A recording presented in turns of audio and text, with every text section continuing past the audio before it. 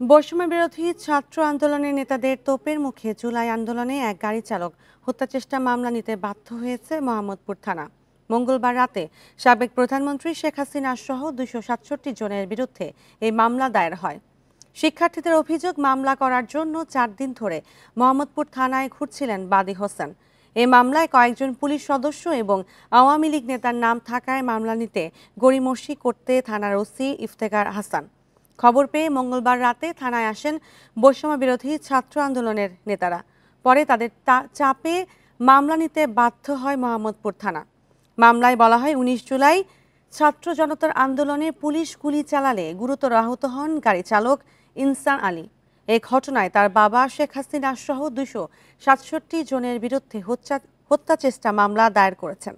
তবে 4 দিন ধরে কেন মামলা নেওয়া হয়নি এ বিষয়ে কথা বলতে রাজি হননি মোহাম্মদপুর থানার ওসি ইফতেখার হাসান। থানার ওসি তখন আমরা তেনাকে জিজ্ঞেস করি যে মামলাটা এত লেট হওয়ার কারণটা কি। তখন সে কোনো উত্তর দিতে পারে না। তখন আমরা তাকে বলি যে আপনি কি এখানে যে আওয়ামী লীগপন্থী বা পুলিশ যারা এখানে মামলার আসামি তাদেরকে পুনর্বাসন করার জন্য আপনি কোনো সুযোগ নিচ্ছেন নাকি? পরে ছাত্র জনতা আমরা এসে সকলে মিলে এখানে ওসি সাহেব যে আছেন ইফতেখার, ওনাকে আমরা চাপ সৃষ্টি করে মামলাটা শেষমেশ করতে পারলাম।